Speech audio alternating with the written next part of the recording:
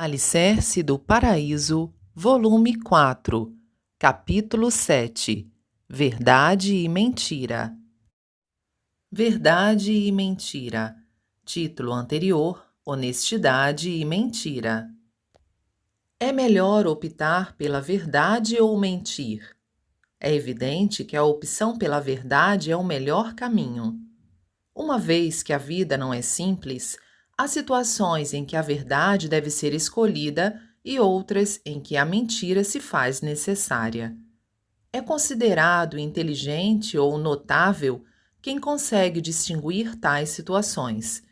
Eu penso o seguinte sobre como fazer essa distinção. Por regra básica, deve-se optar pela verdade, sempre que possível. Todavia, há casos em que é impossível agir assim.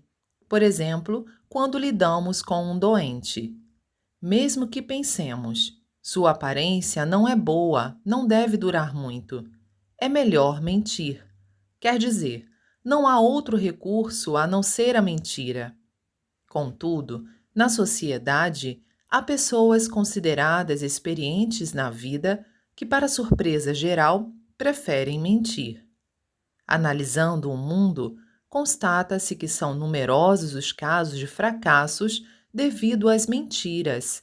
No entanto, raramente se fracassa quando se opta pela verdade. Coletânea Séries de Can, volume 5, em 30 de agosto de 1949. A Superstição da Mentira. Título anterior: O Hábito da Mentira. Entre os vários tipos de superstições, existe uma, pouco notada, que é a superstição da mentira. Ou seja, trata-se da superstição que leva a pessoa a pensar que obterá êxito mesmo mentindo. Realmente, o homem da atualidade mente demais. A maioria, acostumada a esse hábito, não se dá conta que mente. Ou seja, provavelmente não nota que a mentira já foi incorporada à sua pessoa. Quando isso ocorre com meus servidores, costumo chamar-lhes a atenção, mas a maioria deles não consegue sequer distinguir a verdade da mentira. Só percebem haver mentido e pedem desculpas depois de eu lhes explicar claramente a respeito. Mentir tornou-se tão natural a ponto de deixá-los incapazes de distinguir os limites entre a mentira e a verdade. Deixarei de lado as mentiras menores, que não vêm ao caso. Vou procurar escrever sobre as mentiras que não podem ser desprezadas, ou seja, aquelas que são ditas consciente e premeditadamente por muitas pessoas. Começarei por analisar as mentiras proferidas pelos políticos, que são de grandes proporções. Embora não tenham muita convicção, eles prometem planejar ou tomar certas medidas políticas. Depois de declará-las com todo o aparato, no final, deixam de cumprir as promessas e, por isso, muitas vezes são responsabilizados. Há também muitos parlamentares que desprezam os compromissos assumidos com seus eleitores e julgam essa atitude perfeitamente normal. Do mesmo modo, existem muitos educadores cujos atos contradizem a grandeza de suas palavras. Também é considerado senso comum os jornais publicarem artigos repletos de mentiras. Evidentemente, as propagandas exageradas são igualmente mentirosas. No entanto, o que constitui o maior problema são os impostos dos dias atuais. É uma competição de mentiras entre arrecadadores e contribuintes, sumamente complicada e desagradável. Há médicos que dão esperanças a pacientes incuráveis. É possível que hajam assim, pois caso contrário, não conseguiriam se sustentar. Da mesma forma, não acho conveniente os religiosos fazerem uso das mentiras de ocasião. Desde os tempos antigos, multiplicam-se as mentiras pregadas pelos comerciantes ao povo em geral. Embora resumidas, podemos constatar todas estas variedades.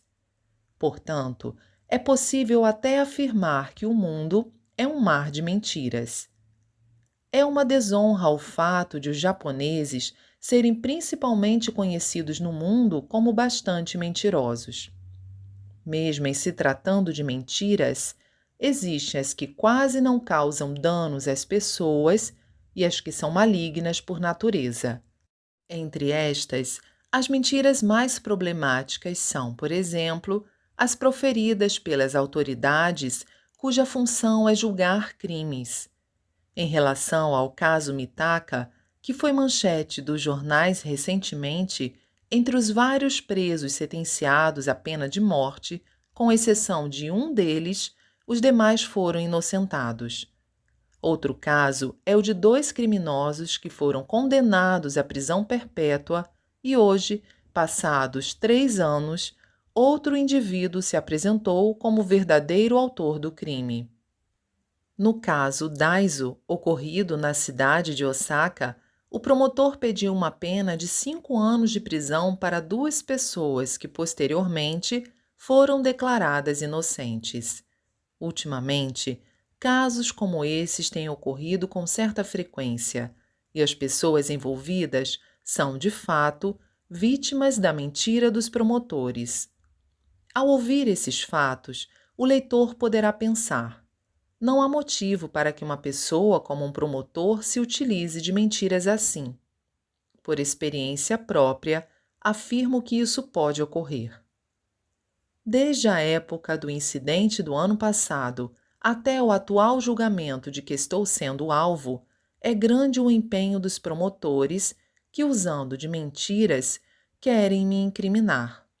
E toda vez que isso sobrevém, cresce minha dúvida sobre o porquê do esforço em acusar pessoas inocentes. É um enigma para o qual realmente não encontro explicação. O promotor público tem o dever de pedir a condenação do criminoso, mas é inacreditável a frequência com que se incrimina uma pessoa de bem. A realidade é inegável e, contra isso, não há o que se fazer. Só que estes fatos não chegam ao conhecimento da maioria das pessoas. É difícil saber prontamente se um suspeito é culpado ou inocente, mas, salvo crimes hediondos, creio ser possível distinguir a verdade dos fatos após uma breve investigação. Já que o próprio ato de buscar incriminar alguém a todo custo já demonstra que não houve crime. Voltando ao assunto inicial, afirmo que o que move o indivíduo a mentir é o pensamento de que jamais será descoberto.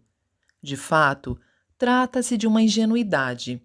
Com efeito, se não houvesse Deus, isso seria possível e favoreceria o argumento de que a mentira perfeita é sinal de inteligência. Contudo, a realidade é bem diferente, uma vez que a existência de Deus é inegável. Por conseguinte, mesmo que consiga enganar alguém habilmente, isso será temporário e certamente a mentira virá à tona. Sem dúvida, tal fato acarreta um grande prejuízo para quem mente, porque, contrariando seu primeiro objetivo, ele se expõe à vergonha, perde o crédito e uma sanção lhe é imposta. Pensar que Deus não existe simplesmente porque ele é invisível iguala-se às pessoas da era selvagem, que pensavam que o ar não existia porque não o viam. Pobre homem culto! Portanto, por mais que ele exerça um cargo excepcional, de nada valerá quando tomar conhecimento desta verdade. Sobretudo, as pessoas que têm o sagrado dever decorrente da profissão de determinar o certo e o errado das pessoas, precisam prestar a máxima atenção a esse ponto. Devem saber que, ao mesmo tempo que julgam as pessoas, também são julgadas por Deus. Se não conseguem acreditar em fatos tão evidentes, significa estar completamente dominadas pela superstição das mentiras. Sendo assim, nosso desejo é que todos os magistrados se tornem fiéis de uma religião correta e reconheçam a existência de Deus. O fato de os juízes estadunidenses serem benevolentes e de os julgamentos serem comparativamente imparciais se deve ao grande número de cristãos presentes na população do país. Esta é uma realidade inegável. Jornal Eico, número 120, em 5 de setembro de 1951. Ambiciosos sem ambição. Título anterior: Gananciosos sem ganância. Vou falar a seguir sobre a pessoa sem ambição e não sobre a pessoa má. Ao me referir a pessoas sem ambição, o leitor poderá achar estranho, por isso, vou explicar de forma compreensível a todos. Ao observar a sociedade atual, constato que existe um grande número de ambiciosos, embora, na verdade, sejam todos sem ambição. O fato de serem ambiciosos sem ambição é estranho, mas, na realidade, trata-se de pessoas que só pensam em lucrar temporariamente e não percebem que, depois disso, passarão a ter prejuízos. No início, elas preferem mentiras bem arquitetadas. Todavia, como a mentira é sempre revelada, acabam perdendo totalmente a confiança dos outros. Quanto mais hábil for o mentiroso, mais tempo levará para ser descoberto. Por esse motivo, durante algum tempo, ele pode pensar que se saiu bem. No entanto, a verdade sempre vem à tona. Criaturas assim caem na ilusão de que jamais serão desmascaradas e, por esse motivo, não se corrigem e continuam a se empenhar em enganar as pessoas. Obviamente, não acreditam na existência de Deus e, por estarem moldadas pelo materialismo, é difícil lidar com elas. Ao serem expostas, como toda a confiança depositada nelas cai por terra, enfrentam perdas incalculáveis, pois os outros não mais lhe dão ouvidos. Em tais ocasiões, fico com pena dessas pessoas e ponho-me a pensar que, se tivessem agido honesta e corretamente desde o início, certamente seriam merecedoras de crédito e obteriam grandes lucros, ao invés das vantagens efêmeras que tiveram. Por esse motivo, lamento e penso comigo mesmo: mas que pessoas sem ambição são elas? Conclui-se, portanto, que essas pessoas são realmente desprovidas de ambição. A maioria dos indivíduos da atualidade que estão em apuros financeiros ou cujos empreendimentos não vão bem é por serem ambiciosos, mas do tipo sem ambição. Seja como for, a pessoa deve conquistar, em primeiro lugar, a confiança de todos. Não há riqueza maior que esta. Da riqueza chamada confiança surgem juros sem limites, e mesmo que a sociedade esteja atravessando dificuldades financeiras, os ricos desta ordem nunca passarão apuros. É por isso que, de qualquer modo, devem acreditar na existência de Deus, que é invisível. Para tanto, só há um caminho: tornar-se um praticante da fé. Quem pratica a fé é dono de um ilimitado tesouro. Além de ser autenticamente feliz, é de fato profundamente ambicioso. Jornal que eu sei, número 49, em 11 de fevereiro de 1950. Como distinguir a pessoa má? Título anterior: Como identificar o homem mau. Há muito tenho estado em contato com diferentes tipos de pessoas e concluí que, para viver, o mais importante é saber distinguir a pessoa boa da pessoa má. Penso assim, principalmente por me aparecerem, ultimamente, muitos indivíduos querendo me extorquir. No entanto, Acho interessante o fato de eles possuírem, cada qual, sua peculiaridade. Vejamos. Em primeiro lugar, eles são incrivelmente hábeis no falar. Embora estejamos prevenidos, há vezes em que acabamos encantados com seus discursos. Nesse ponto, quase não existem exceções. Em segundo lugar, eles falam muito alto e são persistentes. Outra coisa interessante contra a qual devemos nos acautelar é que alguns agem infundindo o medo e outros, pelo contrário, atuam com muita gentileza.